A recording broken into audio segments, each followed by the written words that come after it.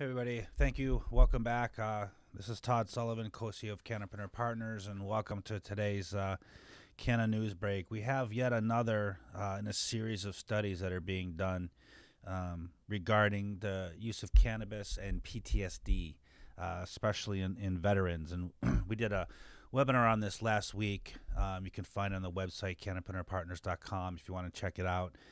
We didn't have the results from this study in there. We had another study's results, but as we've said before, the results remain the same for people.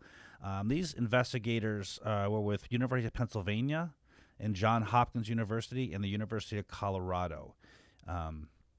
The overall findings published in the Cannabis and Cannabinoid Research Journal said post-traumatic stress patients who consume state-authorized cannabis products exhibit reduced symptoms over time as compared to non-users.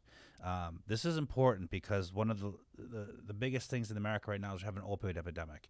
And right now, other than cannabis, the current traditional medicine is opioids.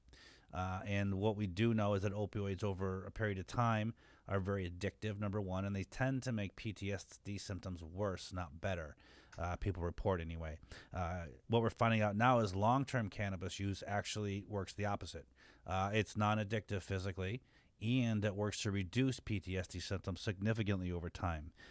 The research report, I'll read what the report said. Participants who use primarily THC-dominant cannabis report a greater reduction of PTSD symptoms severity over time compared to controls. So they did a double-blind study, which is important. This isn't just people asking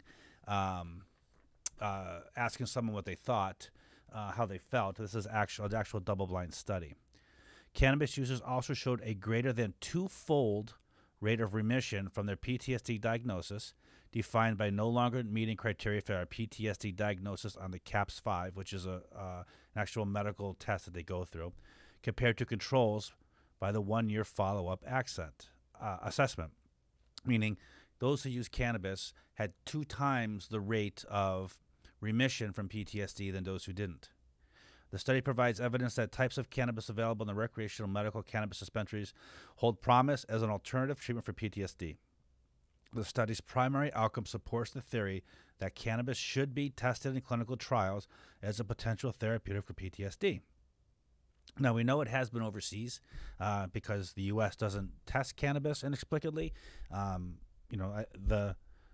The best guess most of us have for the reason they don't allow testing of it is because if they allow testing of it, they'd realize that the laws they had against it and everything we've been told told about the plant is patently false. So it's easy just to stop that by not allowing any testing in the U.S. that would prove those claims false. Earlier this year, a systemic review of randomized controlled trials involving the use of cannabinoids for treatment of post-traumatic stress reported THC could help with hyperarousal symptoms, insomnia, anxiety, and extinction deficits related to PTSD. It's another great study. And again, this is Johns Hopkins, University of Pennsylvania, and University of Colorado, as reported in NORML, the publication NORML. So again, in every one of these studies that come out says the same thing.